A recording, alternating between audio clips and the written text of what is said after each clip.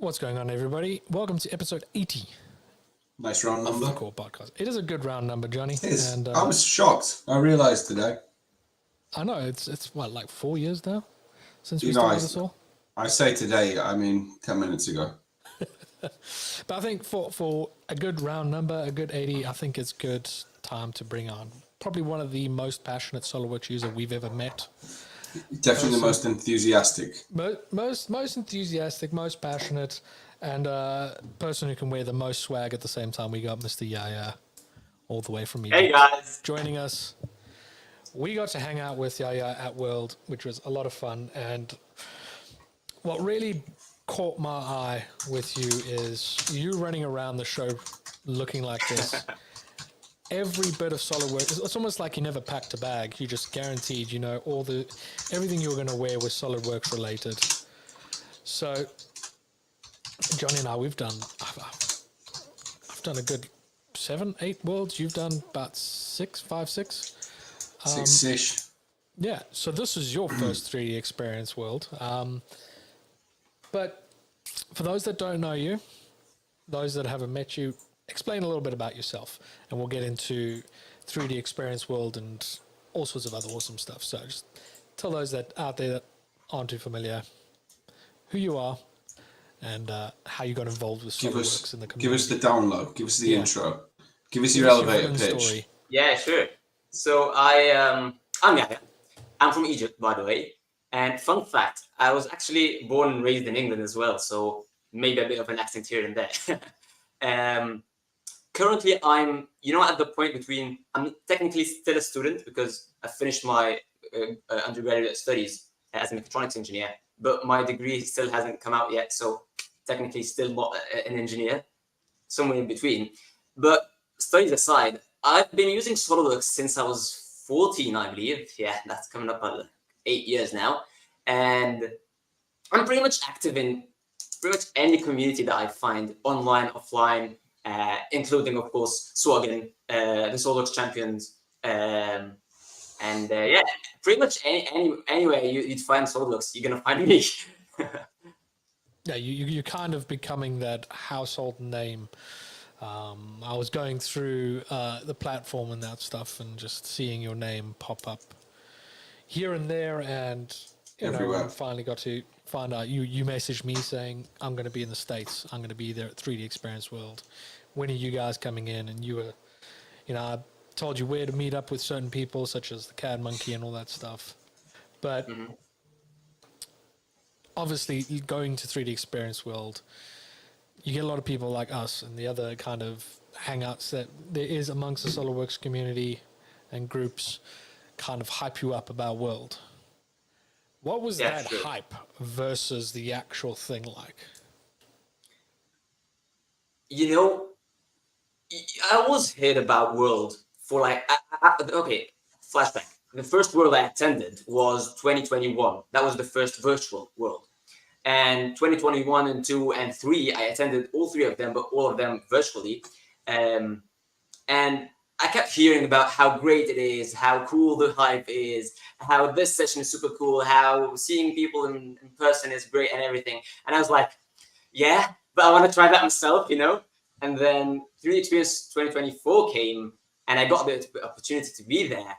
And aside from seeing people outside of these like Zoom boxes or meeting windows and stuff, it was pretty much on what I had in mind.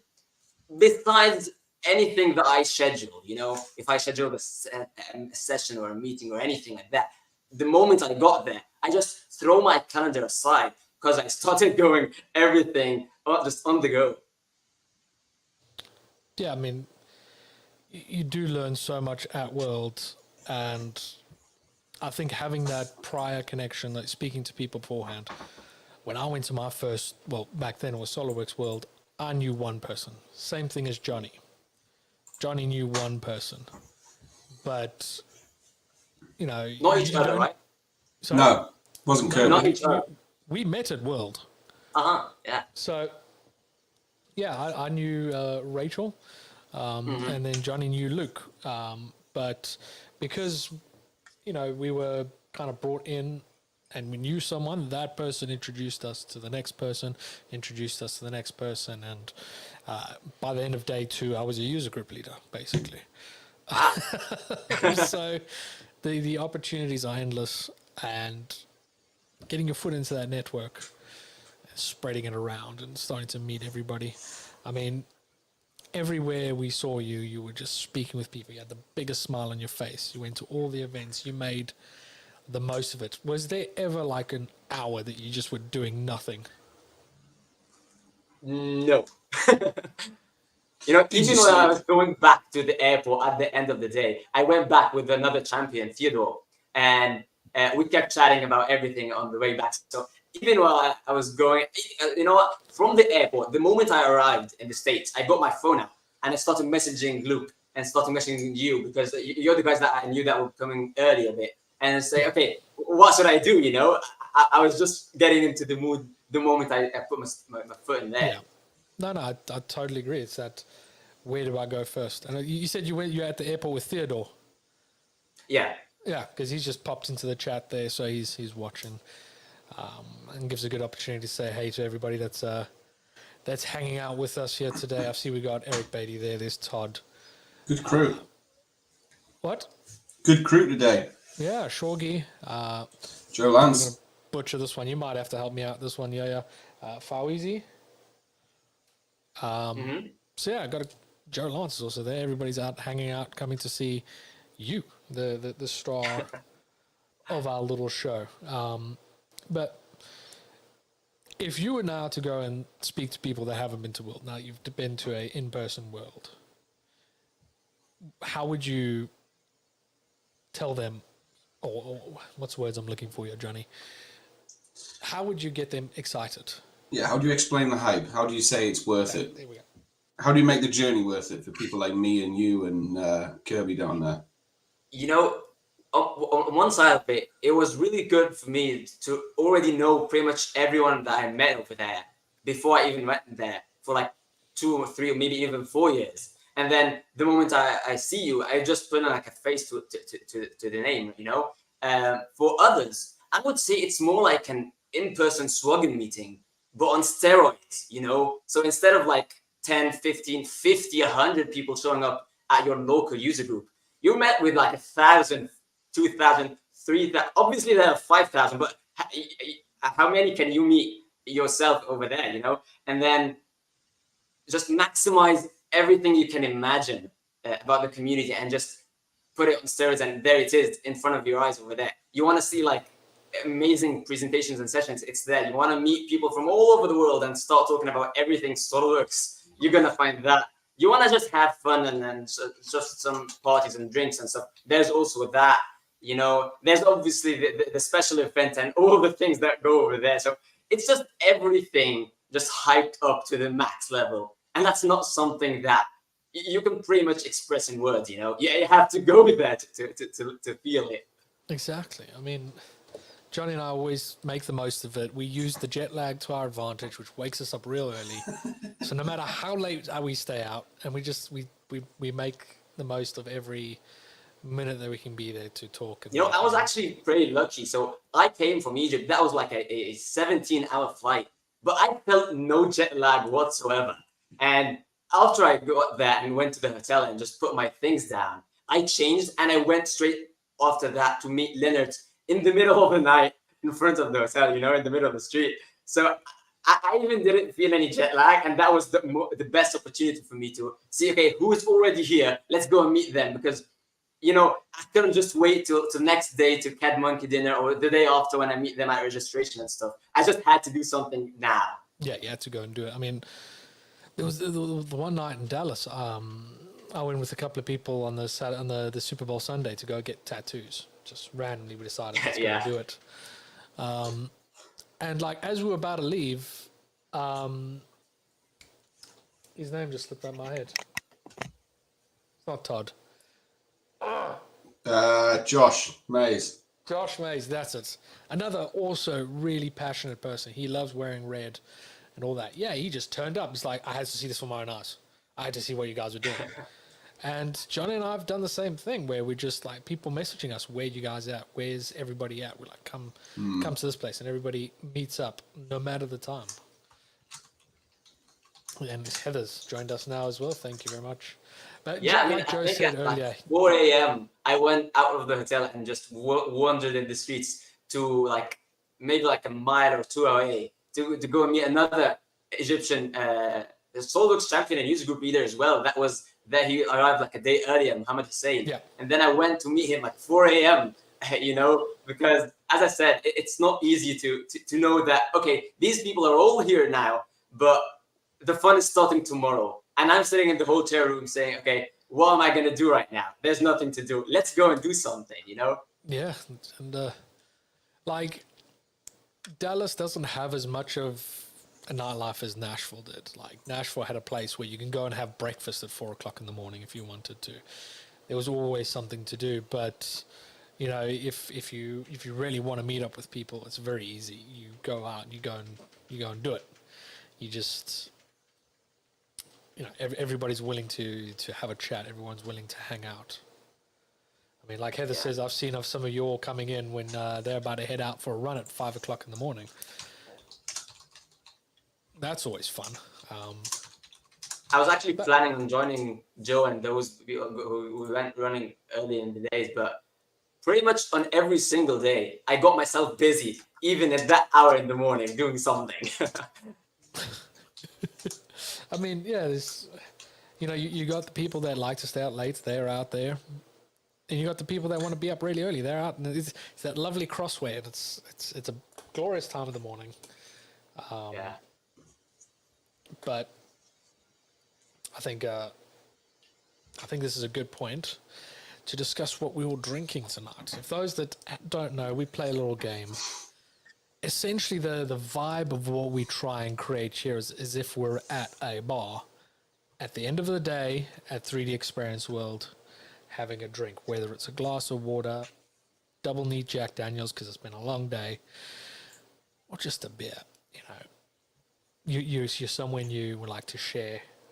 What are you drinking? So we have a little bit. Game. Shing.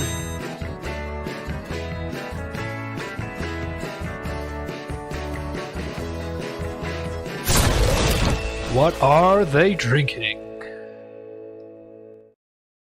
So it's a game called What Are We Drinking? Always look jazz.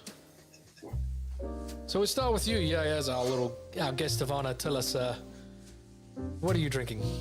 Well, what I'm drinking is not that special, but what I'm drinking it in is super special.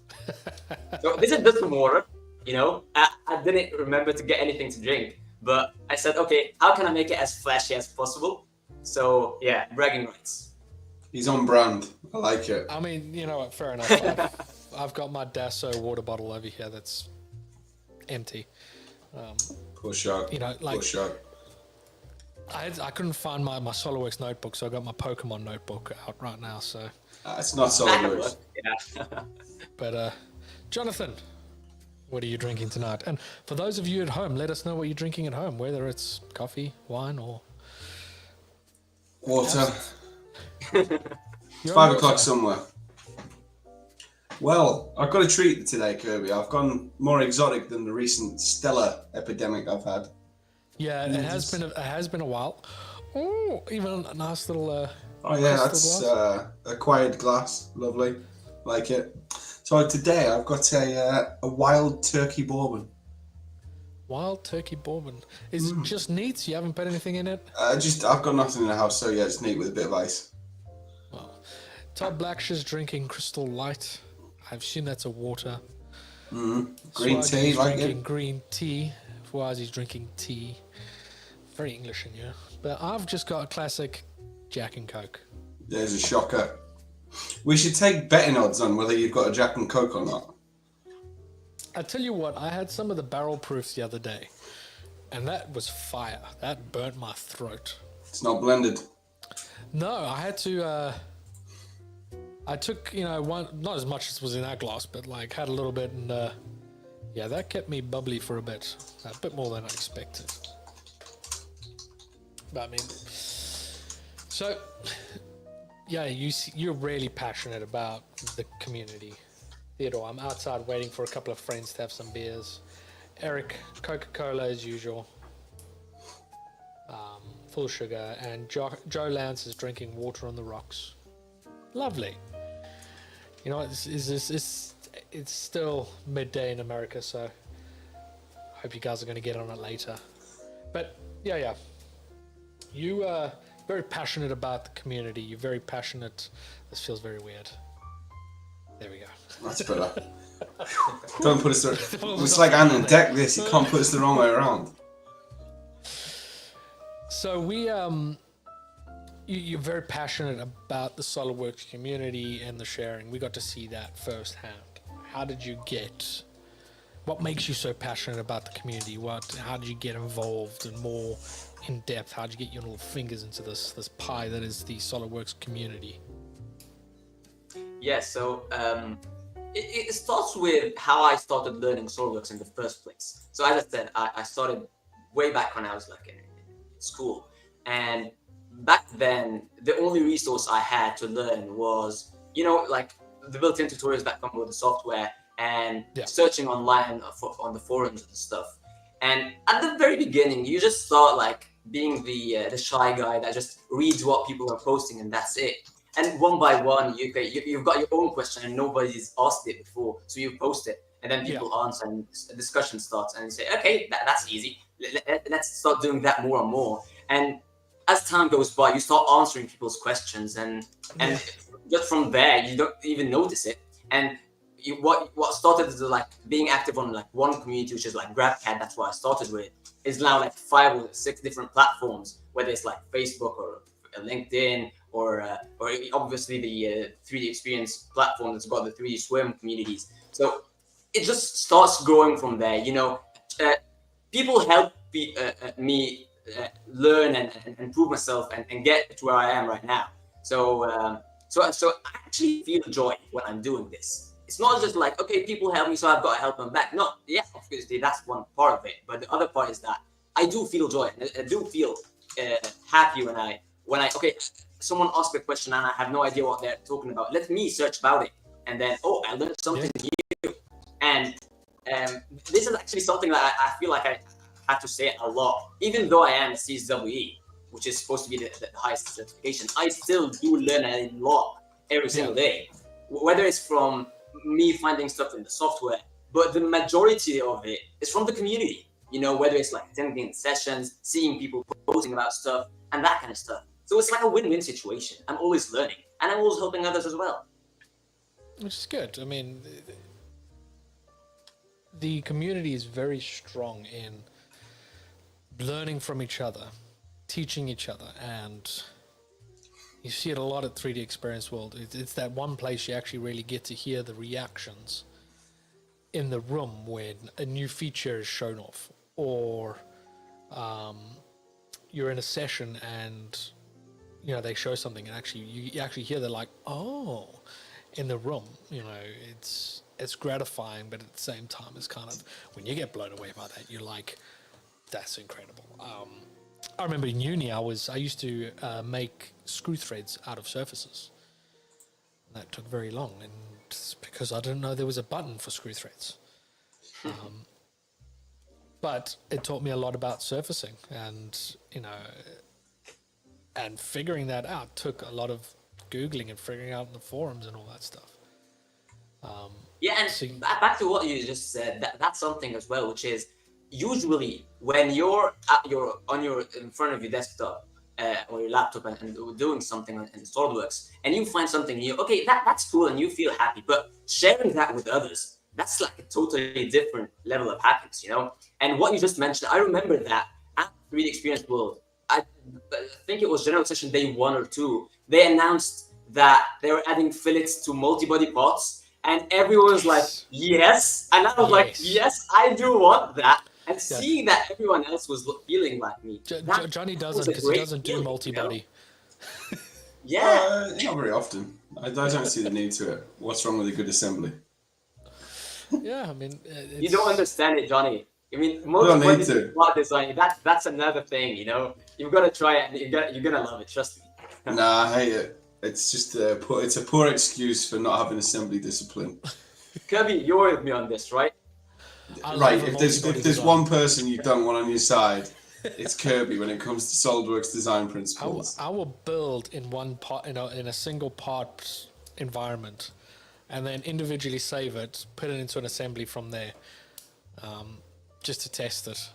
But yeah, it's always one part file, and if I need to save stuff individually, I use the delete body feature, so I can delete and hide the things that I don't need and then save it.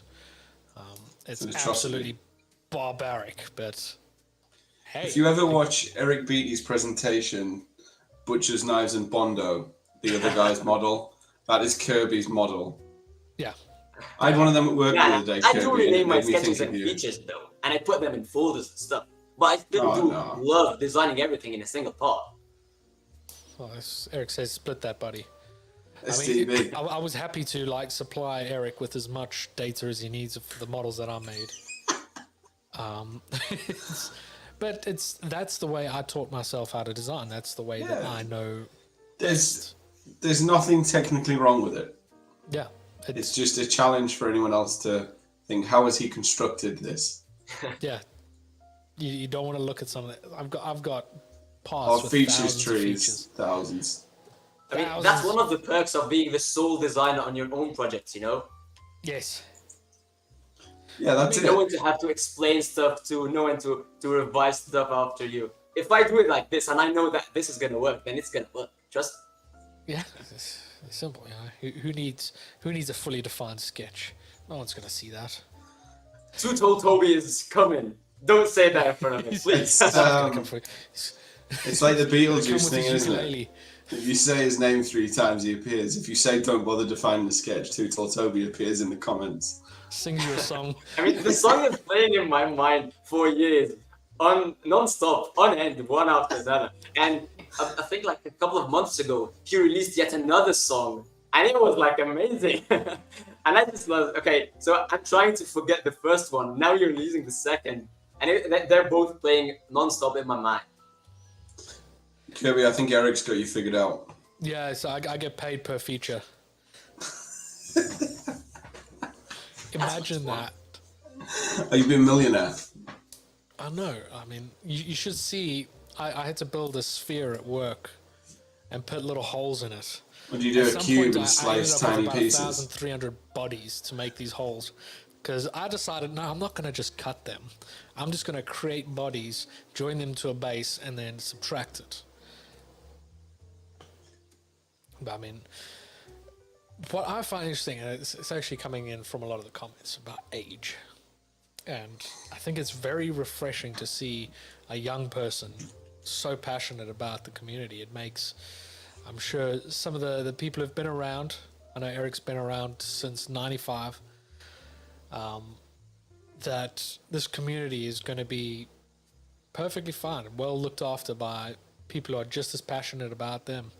I mean, Eric says that he's got mouse mats older than you, probably. But I'm sure they've got stuff to teach you, but at the same time, you've got some fun tricks to show them. Yeah, for sure. I mean, Eric, he started using Soldier before I was even born, you know, and that's what I was talking about earlier, which is like, I learned a lot from being active in the community. And of course, at some point, someone has to do the same thing for the next people, the students of today to start learning it themselves, you know? And as Todd at says, some passing point, the torch. Yeah, exactly, just like that. And at some point, let's imagine at some point that people stop doing that and they just learned and nothing went on. The first thing that's gonna lose its value is the community, you know? Because why would I go there? What's the incentive anymore? I mean, with that, I mean, you're coming in from the perspective of a younger generation. A lot of the older, passionate people in the community and the user group leaders and all that stuff, you know, they came from the time when forums was the popular way to share information, and then YouTube came in, and now people, you know, they don't want to watch a 10-minute video. They would rather watch these shorter TikToks and all that stuff. Where do you find your best information? Do you still go through the forums, or do you sit on other platforms? Because it can be quite scary that all these platforms are now the places that you get your information. He finds it right here, Kirby. This is where he gets all of his top draw information, right here on the Cole podcast. Such a fountain of knowledge. Yeah, that's for sure. I can teach you about the S key. I taught you about that. What's that again? The S key. I told Kirby about the S key and still doesn't use it. You know what? Fun fact, I I actually have the S key on my keyboard mapped to something else before they introduced the S key. And when they did, I didn't want to change my own shortcut. So I just mapped that to the B key. No idea why I chose B, but now the S key for me is B. I mean, I get that. Like, there's a lot of that in video gaming where I change some of the keys just so I can get more acquainted to it. Yeah. Anyway, so back to your question, where do I find answers and stuff? I usually start with just a Google search. It probably ends me with the first result on the either a similar question on the forum, or it's going to be the SOLIDWORKS documentation itself, the online documentation, and that place is an amazing resource. Literally, if you want to know anything about just what does this niche option that nobody ever sees does, that's the documentation for you. And if it's not there and it's not on the forums, then I start getting like deep diving into like, okay, let's start putting many filters on my question and stuff in my search result. And if I also didn't find out after all of that, then at that point I start asking the question myself. But it's usually like after trying myself either to figure it out or to search on any of the different platforms. And instead of going on every single platform and search there, I just do a Google search, and that pretty much usually gets me there like 95% of the time. I mean, there's so many places you can go to information. I mean, sometimes I hop into Discord. There's a SOLIDWORKS Discord there. There's the Tutorial Toby Discord as well now. Places like Tutorial Toby's live stream, you can learn a lot from that. You can even ask questions there.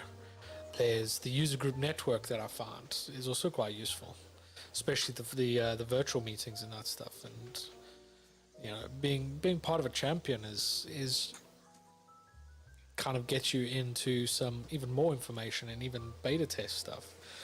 But SOLIDWORKS has been around for coming up on 30 years, where the platform, X-Shape and that stuff's all fairly new. So there's not as much information about the platform and the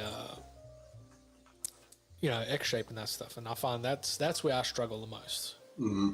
I agree. I can't find that if I can't navigate through the platform to find something, there isn't always an answer out there because there isn't that much data out there. Mm-hmm.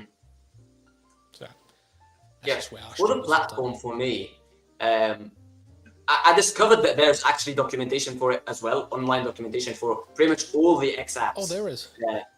I know a lot of people in the chat have helped contribute and help build that knowledge. So it's passionate people that are, built the forums in the first place. They built these YouTube channels, these different blog posts, all these different places are passionate people like yourself.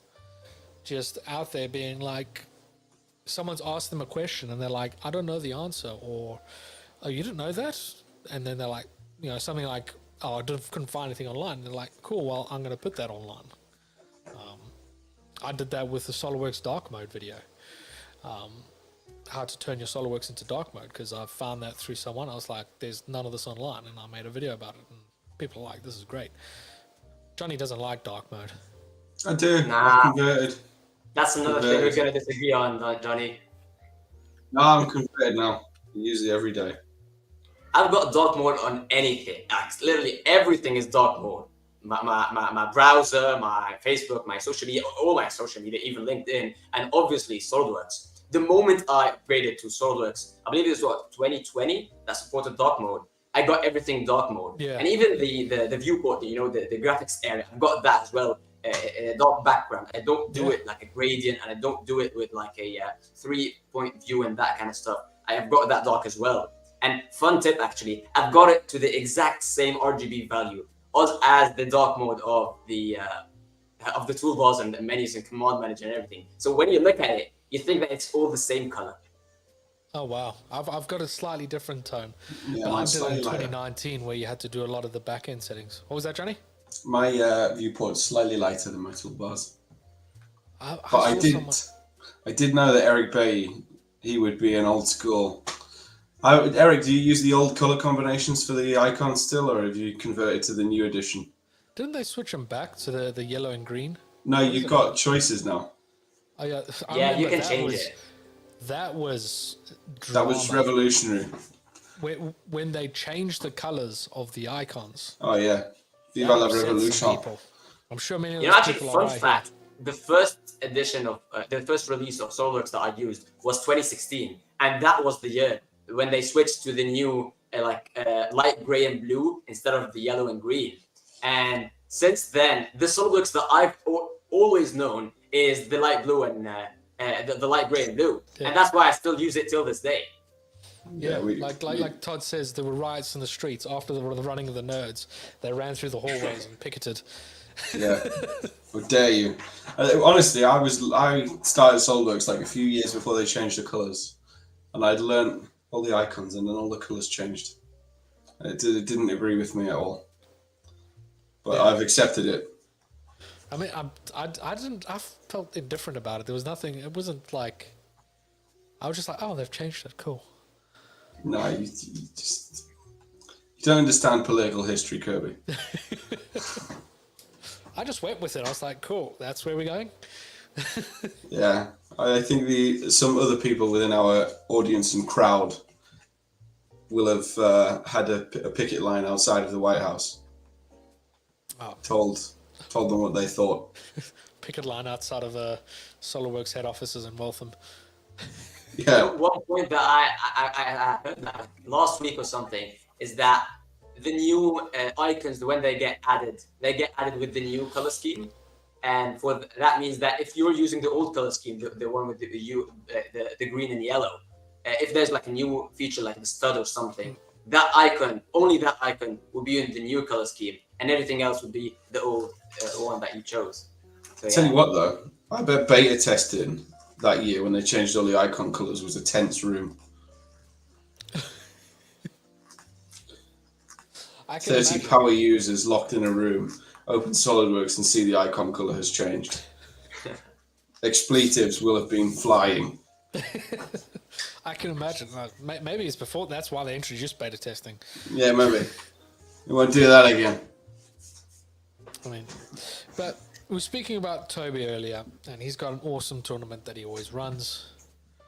The esports of the CAD industry, I found. Have you ever competed, Yahya? I did, yeah. How did that go? I competed, I think, 2 years ago.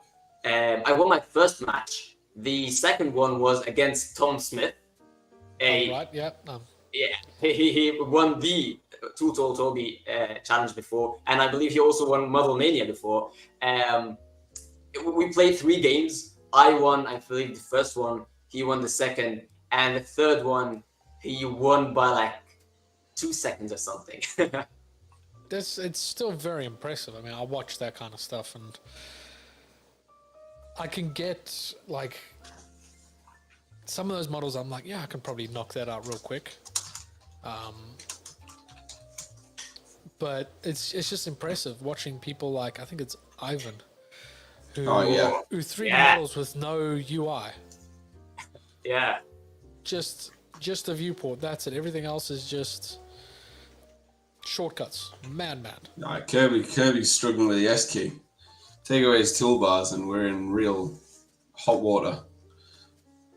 I think I'll be good. I mean, there's a good example there. I mean, there's some space there for a couple of Ivan exploits.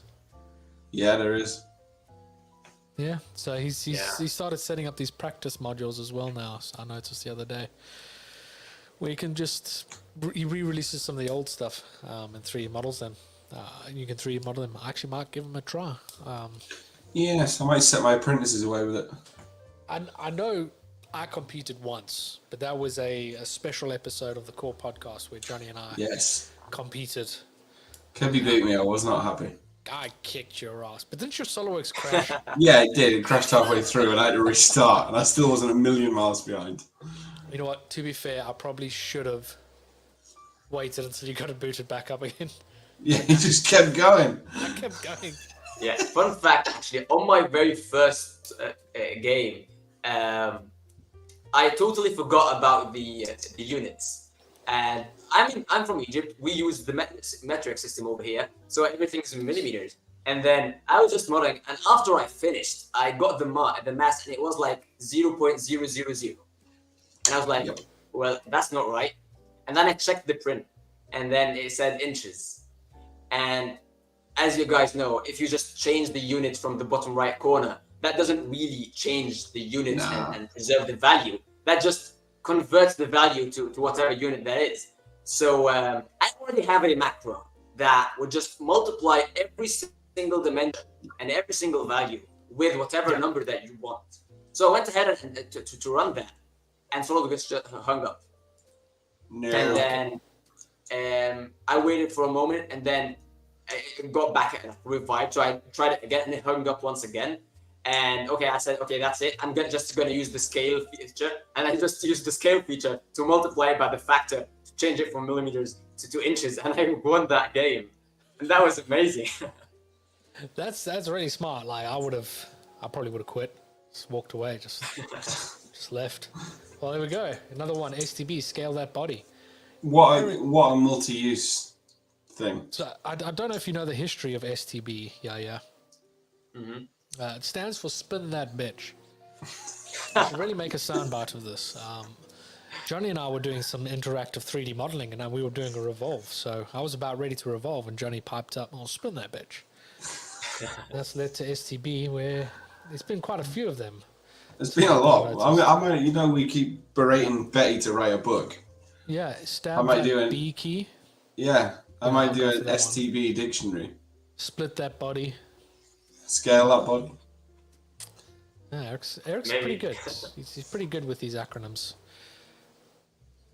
But you don't run any user groups or anything like that. You attend and present at a lot of user groups.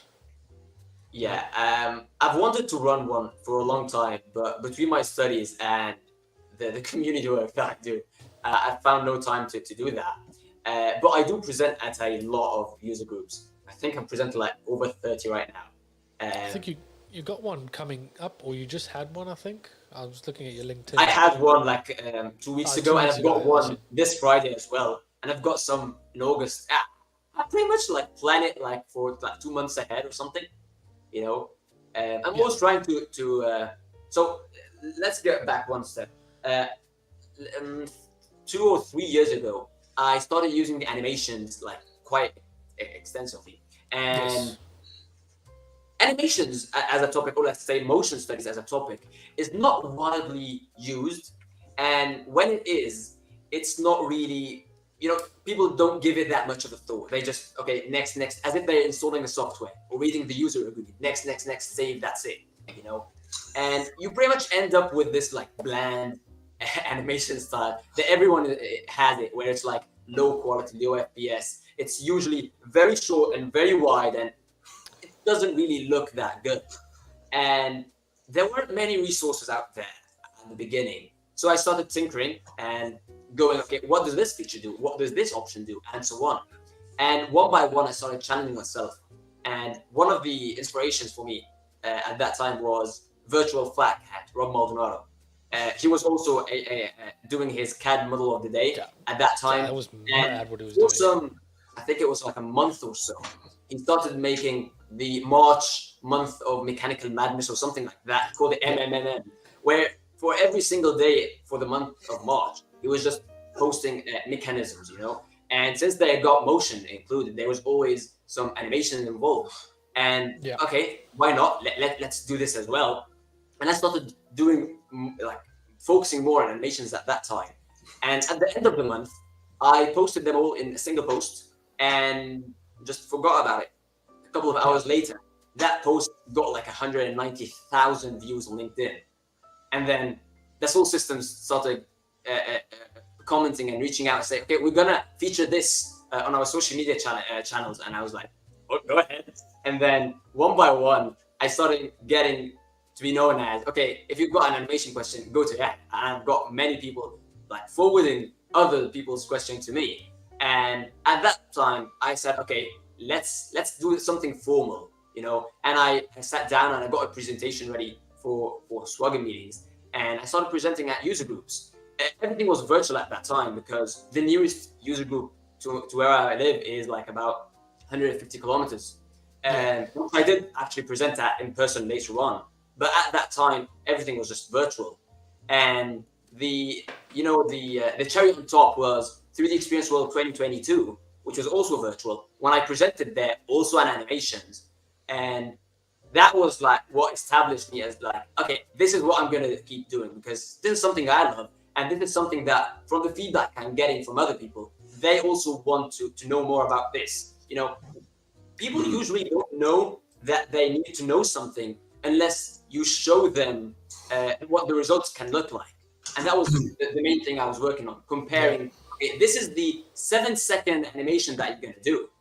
And this is if you're going to do it like in 1 minute. Not that big difference in time. I mean, 1 minute is nothing to you. But look at the difference in quality and in reflections and looks and everything. And everyone would just, okay, agree. Okay, this is worth it now, you know? Yeah, I mean, I'll share my screen now. I've actually got one of the animations up on there. Like, this one is just... Yeah. it looks simple, but at the same time, it's very interesting because of how smooth it flows. I'm so, like, any of the animations I do are very, like, just blocky and static. You know, not as fluid in motion. The motion in this is just very interesting. Yeah, I spent actually a lot of time working on this, just trying to balance the speeding up at the beginning and then the climax just collapses at once at the end. And I just tried to make it something that's, you know, scroll stopping.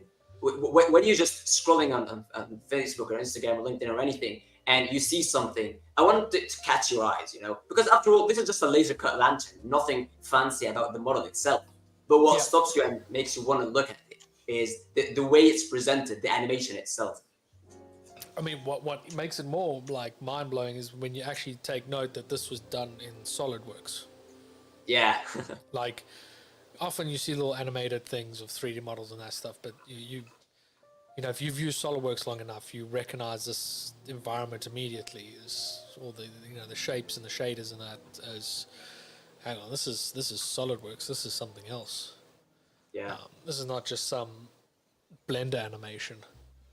And actually, many people approached me asking me about, okay, what software do you use for rendering? Do you use like Keyshot or SimLab Composer and stuff like that? And I was like, I don't render my animations. I kind of use RealView sometimes, not always, and that's it. You know? Yeah. So you can get high quality animations and stuff from SolidWorks, but you just have to put some time and effort in it. Yeah, I mean, you did a fantastic presentation at my user group about animation. Yeah, and it's fantastic. I mean, you went through the beginnings and that kind of the basics, so definitely going to get you back at some point to do more. Yeah, I'd love to. Kind of like a part 2. Mm-hmm. And by the way, one of the things that I was always thinking of is, at some point you might say, okay, I kind of learned everything that is to be learned in this field or in this topic, until you figure out that, okay, there's something else to learn and some other resource that you still haven't checked out and stuff. And that's why my user group session on animation, it's called Zero to Hero. And that's what I focus on, which is if you've got no experience using SolidWorks animations, or you have some experience, but not really, like you didn't put much time and effort in it. This session is just to get to know all the basics of motion studies inside of SolidWorks. The one I presented at World, on the other hand, that was a bit more in depth. That was for like intermediate users. You already know how to make basic animations and stuff. Now let's take them to the next level. Now let's talk about how to create things that are not simple. You don't look at them and know how they were created from the first glance. You have to like put some deep thought into it, you know. And I mean, I'm going to actually share the one that I'm busy mesmerized by is the... Oh, no. There we go. This, the little, like, Oh, yeah. collapsible thing. I assume that's all done in reverse. No, it's not. If you focus on the way the balls interact with the pins, that won't work in reverse. Okay, well... Explain very briefly, how did you make this? Let's give Jonny a shot. What do you think? What did you use?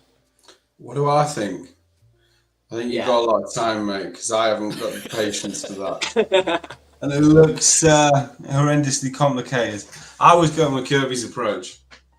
But, but that's not way as well. Well, now Because, you said as I it's said, not reversed. the direction of the balls hitting the pins would be different in that case. But yeah, that was one of the most suggested answers.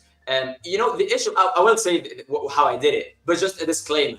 Don't be disappointed, because it's not going to be that cool when you know how it was made. So if you still want to have the O factor, skip this part, okay? Just close your ears. The way I did this is I animated I've got a button for this. Okay. Yeah, I bet he's gone back. I know what's happened here. I know his tricks. So I animated everything. You can start explaining. With no cuts. And then... Okay. So, should I keep going or what? Yeah, well, no, go for it. Well, I mean, I want to give a little shot at how maybe this was done.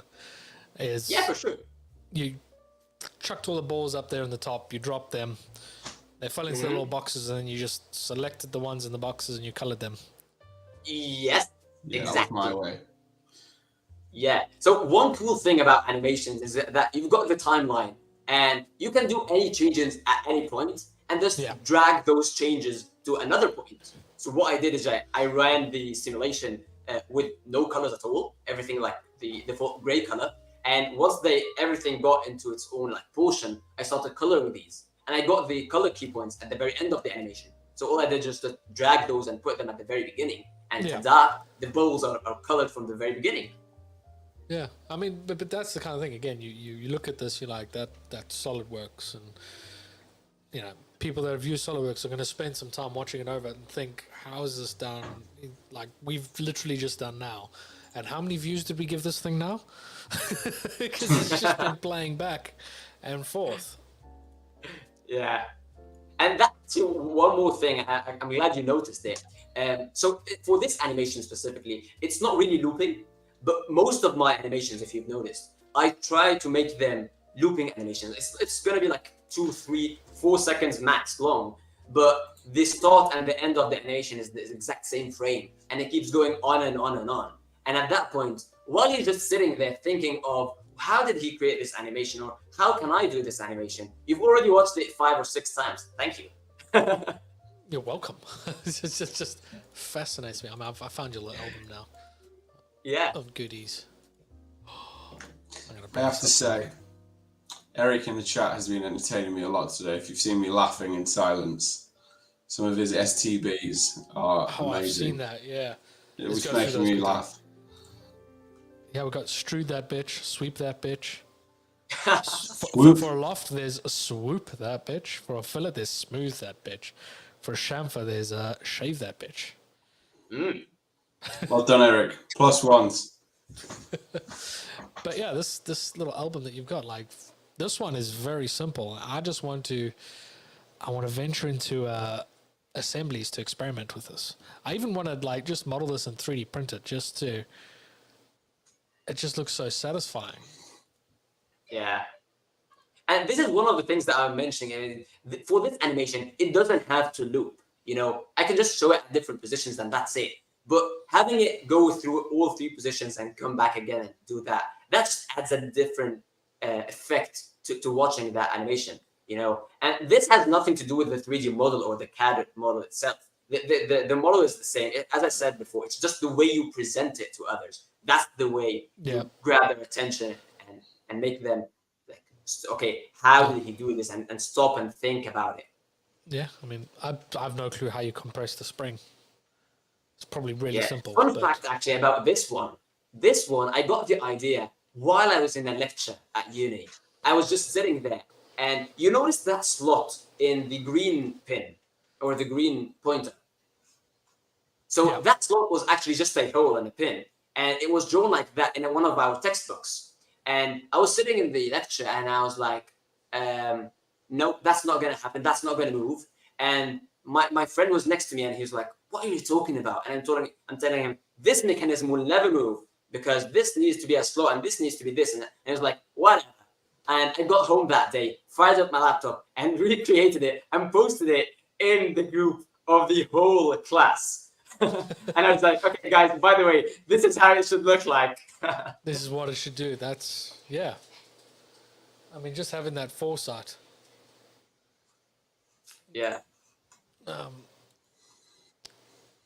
Even this is the one thing I wouldn't have thought of doing is flexible areas. These are actually the most mesmerizing ones, where they're like, obviously they're most taxing on my device because the animation has to rebuild on every single frame. So that takes a lot of time to export. But on the other hand, the results you end up with are amazing. I mean, it's a simple mechanism, and anyone in engineering who understands plastics, it's just a simple ratchet. But actually seeing it animated in SolidWorks is very impressive. Oh. Yeah, and by the way, one cool thing that I do, if you go back again to the previous one, that one, it's got 3 arms, right? So what if I just animate 1/3 of it and keep it looping? That's enough. And just like that, I bring down the exporting time by 1/3. So you only animated the 1/3 of it. After the animation, you then revolve patterned it. No. So the model itself is the three arms. Okay. So this ratchet is modeled. Obviously, it is a circular pattern, but I'm talking about the timeline of exporting the animation. The timeline is not 1 full rotation, but 1/3 of rotation. And since it already loops, after 1/3, the second arm is where the first arm is, and you don't see any cuts. I see what you mean. I'm going to try and find this cut. Yeah. I don't see it yet. No, that's very impressive. Usually when you see something rotating 360 degrees, you say, okay, if I want it to loop, I'm just going to... So for this one, for example, this has to be 1 full rotation. But sometimes I've got like symmetry, circular symmetry and stuff like that. So I'll say, okay, let's cut down the exporting time because my poor device over here can't handle my animations anymore. And I just do that. So it's always finding different ways to use the tools that have existed in SolidWorks in motion studies for years now to come up with whatever you have in mind and put that on the screen in a video or in a GIF format at the end. And yeah, I do pronounce it GIF. Well, I think you're fine. No, I mean, like even this, like this pattern here. I'm just trying to find it now. You did your little waterfall drop, didn't you? Yeah, I did the water droplet as a 3D model, and then 3D printed it. But I used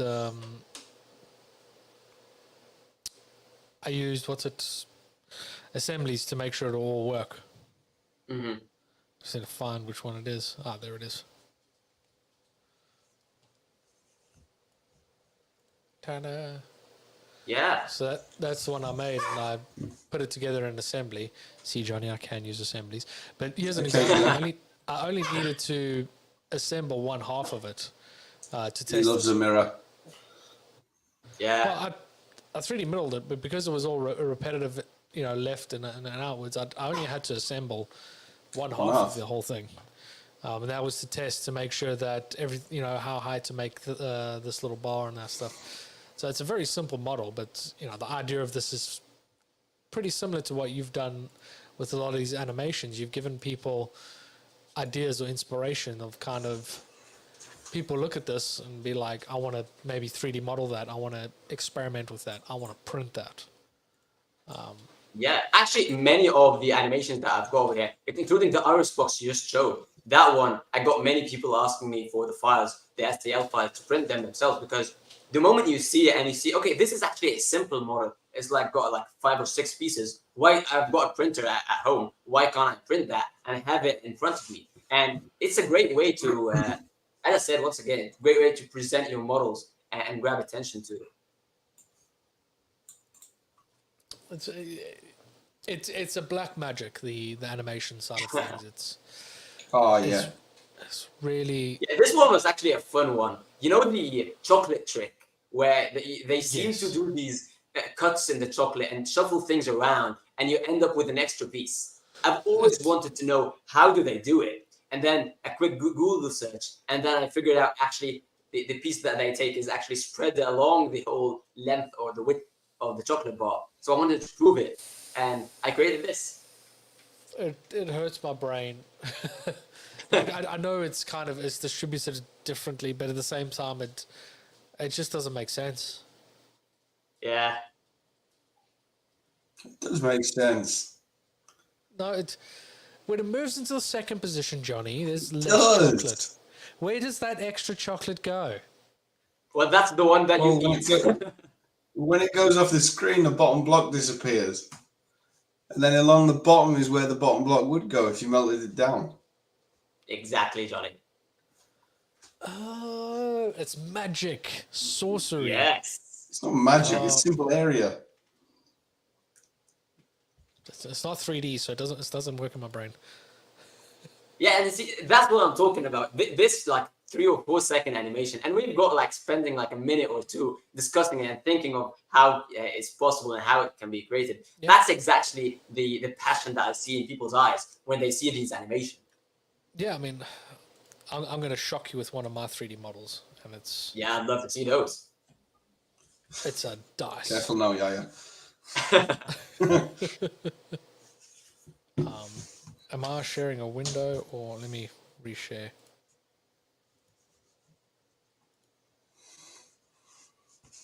There we go. It's a dice. Very simple dice, but like here's an example of like how inspiration. That's the icosahedron, right? Yes. So How it's many a sides have D20. you got? Don't It's a ask me why I D20. know that name. So I've been playing a bit of D&D, so I've got a bunch of different dice. Try to show them off. It's just chaos. But you got from your simple D6, a D4, but the shapes get a bit more complicated to this one here. And was only seeing an image online on how this shape is actually made, because I thought I could create isometric triangles and then make them together, but that didn't go too well.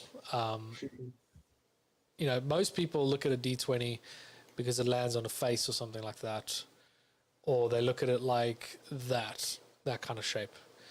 But for this to be able to build it, I had to build these surfaces, and from that surface, because after playing with it, I figured out that edge and that edge is parallel, that edge and that edge is parallel, that edge and that edge is parallel. That's an interesting take. It's a golden ratio rectangle, so do a bit of math to calculate that. Then all I did is I filled in all the little triangles that I had created by just putting a point to there, to there, and to there, and then I made my triangles and joined it all together, and then ended up with the final shape. Yeah, that's super cool, by the way. Go on, lad. Look at that. Math. I done math. Yeah. Well, you've done it. Whether it's I right or created not. the whatever that. dodecahedron before, and that one is like 12 faces, and I created it with 3D sketches, and believe me, that was a nightmare. I'll show you how I made my D12. I've got one here. I actually used the assemblies for it. So because it's a 5-sided shape, you can actually use assemblies. So I didn't save any of the assemblies because I'm barbaric. But essentially, you want to get back to those old projects, right? Yeah. I created one face. I imported that into an assembly, and then I only did half of it. And basically, I mated all of the edges together because I knew once I mated those edges and then I popped that one in, it'll create the shape. And then all I had to do was take that shape, save it as a body, and then I can't remember what I did. I don't think I did it. I think I did it in assembly. But basically, I just mirrored it and rotated it to these. No, I took these two halves into an assembly, and then I mated them, and then that's how I made mine. So, like, it's a perfect example of, like, you have your way to do it with tons of sketches. I did mine by using assemblies. Yeah. But yeah, it's the idea of you get a bit of inspiration by seeing a video, seeing something online, looking at a text document in your class, and you're kind of like, hang on, I need to 3D model this. I need to make this. I need to bring this into reality. So inspiration can hit any time, and having the tools that we have, we can make anything we ever want in the world. That's true. That was rather inspirational for you, Kirby. Yeah, and one thing to note, by the way, is that all these things that I've created, they're always done with SOLIDWORKS an education edition. You know, so it's you don't have to have like super top end stuff to do this. And I'm doing it on my own laptop. It's not like a high end workstation or anything as well. So the bar to create this kind of stuff is so low now in terms of hardware, software, price, everything. You've got the Maker's Edition now. It's like what? 48 something a year, right? Yeah, it's dropped down now. Yeah, I mean, the bar to enter is pretty low now. That and you see this a lot in educational communities as well, when you see like teachers and stuff posting. I've got like half of my class already CSWAs, and the next year they're all CSWPs, and so on. I mean, back when I passed the CSWE, I was like 19 years old back then, and that was like, that's good for you, 19 years old, and you're an expert. That's cool. Nowadays, 19, you're too old. I've seen people like 15 passing the CSWE, and not one or two. That's many, But I mean, it's CSWE is a very good, thing on your CV. But sometimes it's not all that necessary.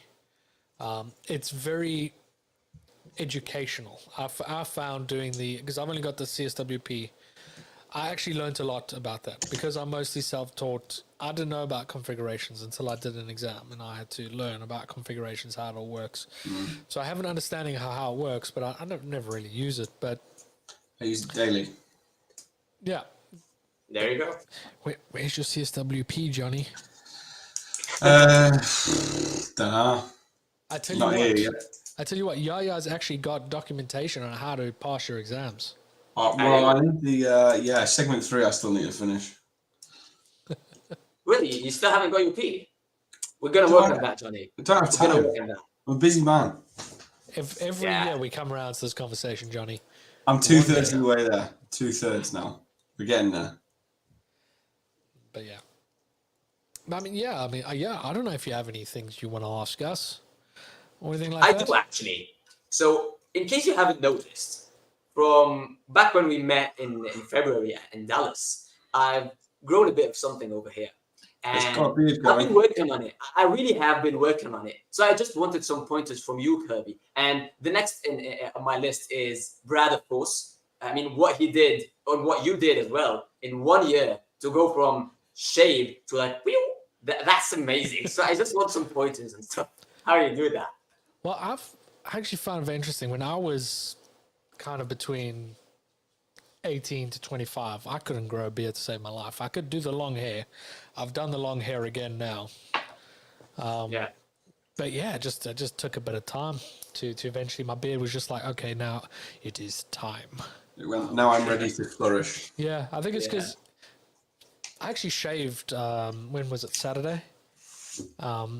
Just a little bit off the edges and that, neatened it up a bit.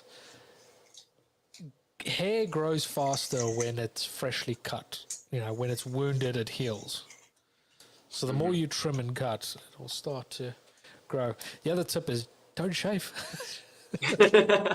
Yeah, My I mean, God. I haven't shaved it yet since February. This is as it is since when we were at World, and I've been working on it. And I was like, okay, maybe it needs a couple of more months. Maybe next month. And I'm looking at it; it's hopeless. Yeah, I can't say exactly what made it grow. It started. I really struggled. Most of my beards wouldn't sit here. It'll be mostly my chin is where I could grow. Yeah, And then I don't know, just I became. mean, I've got the genes covered because everyone in my father's and mother's side of the family, they've all got full beards and everything. And I'm feeling between like, okay, so my father's side's okay, and my mother's side's okay. Who am I going up to? You know? One day, your body will be like, it is time, and Yeah. and you'll get pissed off with it all the time. Like I'm at the point where the dogs stand on it and it hurts. You beard. Yeah, because my dog, I've got the tiny little Oh yeah. stoepkakkers. So they sit on my chest and then they like stand there. I'm like, stop it. I mean, you know who I should ask? Leonard. He's Oh, also yeah. got, but he shaved it soon. But still, he's got like, and the mustache. Oh, what he does with the mustache. Yeah, I don't Yeah, have the that's patience for that. It gets in the way. It becomes a soup strainer. And I try and drink something and like, or eat, and it just ends up all in everywhere. Yeah. But I for mean, later. I saw his video prepping his bags for 3 Experience World, and he was like, "Okay, this is my first bag. All of it is just products for my beard." And I thought, "Okay, that makes sense." And then the second bag is all of it just products for his mustache. And I was like, "Okay." And I was like, "Okay, the next one is what, his hair?" And I was like, 3 bags. What else are you gonna travel with? I mean, I don't use any products. I just Oh, natural. all natural in the woods. I shave now. Yeah, and but then you with don't have the Manscaped. curly look Kirby Downey of 20. Sorry, but that No, has to work. Leonard's got a hell of a mustache. Yeah. You could hang a coat on that thing. I mean, speaking of probably bags, could. by the way, quick question, because as I said, this was my first 3 Experience World, and I came unprepared when it comes to travel bags and stuff. So I went with like a backpack and a small carry-on bag, and that's it. And little did I know, will I come back with 3 extra bags, like 3 on top of my 2 that I went with. Yeah, And that's like I not said, even counting the tons of swag. You saw me. I mean, you already saw me. You saw how I was wearing half of it, and the other half was lying in the hotel room, waiting for me to figure out a way to pack it all back and bring it home. And I didn't want to pay extra because, paying extra bags is kind of expensive. So I had spent an hour and a half packing my bags, just trying to figure out how to manage all of this. And I did manage it. Okay, And so I'm the guy Yeah, who go- traveled. I'm the guy who traveled back from World with a Lego Millennium Falcon set. He did. Ooh, The big one. That was his checked luggage. ah, Yeah. I mean, Hell last of a year I had guy. to bring back. No, year before I had to bring back hot sauces. There was a bunch of other was a random lot. stuff. There was a helmet, like a full Master Chief helmet as well. I came back with so much shit. My wife hates it every time. She's like, "You bring back one backpack." I've got so many backpacks, but they. You gotta love him. You know what? They need to give us lower quality backpacks so that by the time World comes around, we can Whoa. recycle it. Don't be saying that's a things great like one that. because I've been using one for like 3 or 4 years, and I've got the other ones packed away because I don't know how to do that. Because this one is perfectly fine, That's such good quality. I've got so many. I've started giving them away at user groups now. Like, One of my first ones started to get a bit tatty. Might have to change it out soon, but it's my work bag. When you're just used to a bag. yeah. Well, But it's actually pretty good because on the other side, when I got to pack my bags while I'm still going, I was thinking, okay, what outfits would I take with me? And I didn't even have to think of it because I've got tons of SOLIDWORKS t-shirts and stuff. So I just packed those. And if it got a bit chilly or something, I have a SOLIDWORKS sweatshirt. So let's put that in. And I got SOLIDWORKS socks from over there. That was good. And you see, I didn't even have to pack anything besides like trousers and stuff because till now they still don't have SOLIDWORKS trousers. Correct me if I'm wrong. But yeah, pretty much everything I was wearing while I was at World was branded with SOLIDWORKS somewhere. Exactly. It took us years to get the socks back. So next is SOLIDWORKS trousers, and then SOLIDWORKS pants. Do you mean pants in the British meaning or in the American meaning? Because it can mean different things. No, the British meaning pants. Underpants. Because you know what? At that point, you don't even have to pack a bag. You just turn up. Yeah. It's fantastic. 3D Experience World is such a experience. It's in the name. It's insane. It's the only way I can compare it to people that don't know is like it's like going to Comic-Con or E3, but for engineering. Yeah. They still don't get it. I know. Just you show them the videos of nerds running, and they're like, "That's just nerdy." Why? Yeah. Like that's fucking cool. Did you see the video of Master Chief just taking a dive? That was hilarious. Oh, it's so good. I wonder when SOLIDWORKS is going to release that video. It's going to be so good. I think they have. I've seen It it is floating around. on the general. Oh, you mean on its own? Because the lives of the general sessions are on their YouTube channel. No, it's on the social media somewhere. I've seen it. Yeah, Brad was he was commissioned by SOLIDWORKS to make a promotional video about 3D Experience World. Oh yeah, I saw that as well. Yeah, did they include it in it? I don't know if it's gone public yet. I've seen the like pre-release of it. I think it did. Because if I remember correctly, they were saying it was going to be like released the next week or something.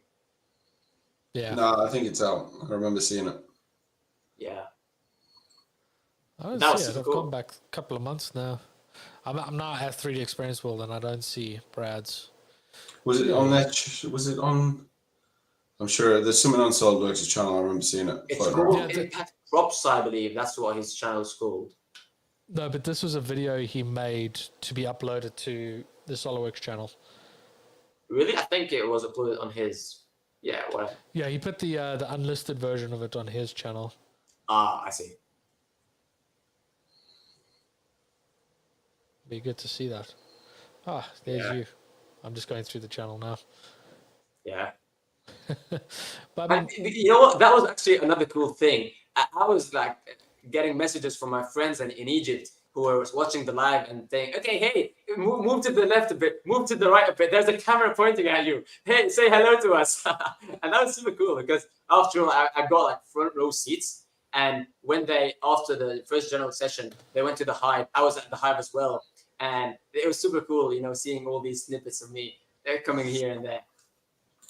yeah, I mean, if you go to the... Joe says it's out. I need to have a good look. That just broke my chain of thought there. I was looking at the video. Wow. Oh, yes. If you go into like the SWUG.org page, there's a video of me there talking about SWUG before I was even a SWUG leader. So there's also a video of Jonny and I on Facebook, absolutely hungover. Oh, yeah, that was like a bad moment. zombies. We're being interviewed. It's great. Yeah, it was good that though. I enjoyed it. Should do it again. We should do it again one day. But yeah, I think it's been a fantastic conversation. Yeah, for sure. Unless there's anything more that you want to add, or Jonny, if you want to add anything. I'm good. I've enjoyed it. We can keep going on and on for days.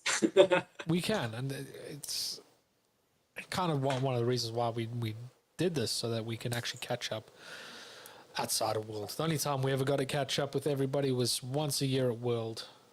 Yeah. So it's fantastic to hang out and chat. And like I said, I still believe, just even going from this picture, you are the most passionate person, SOLIDWORKS user I've ever met. Like, I love the swag, but you went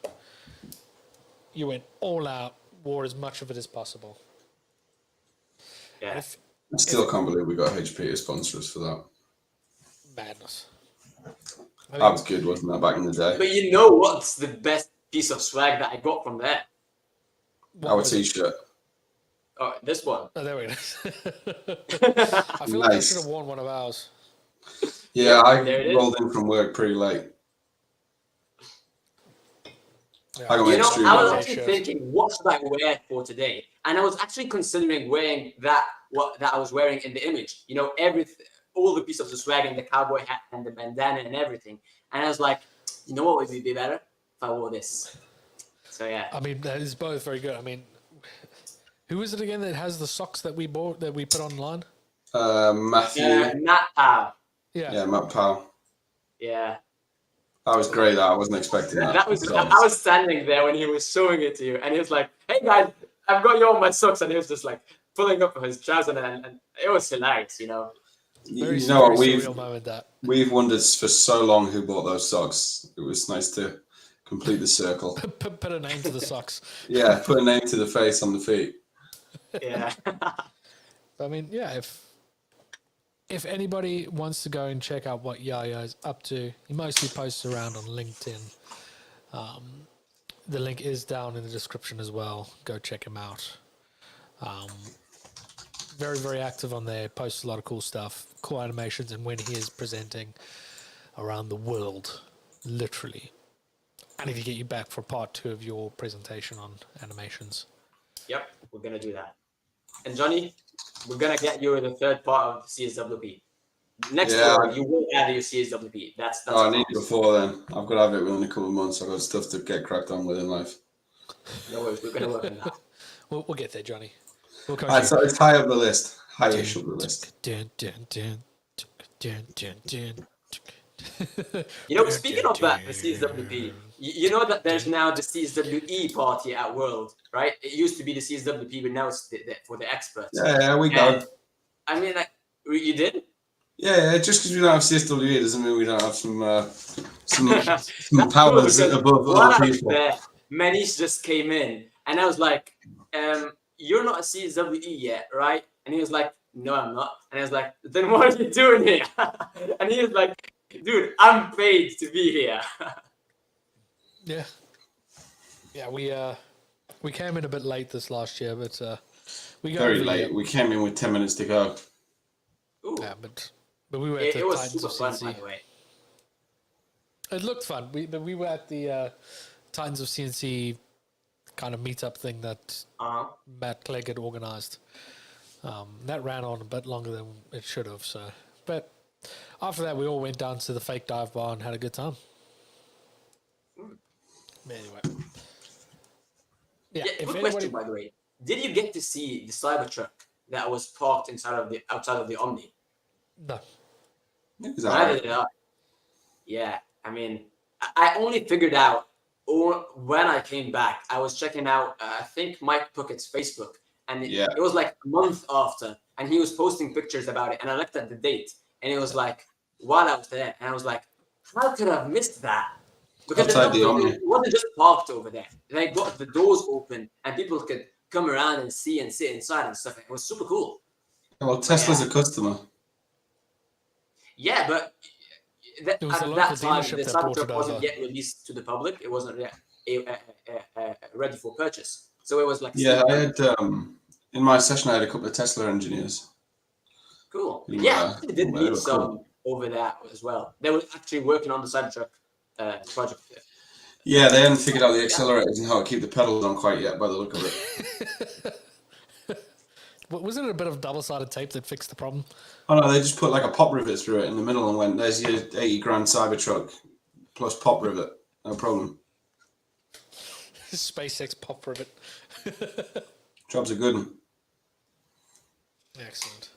But yeah, it's been absolutely fantastic having you hang out, chat shit with us, or I should say shop.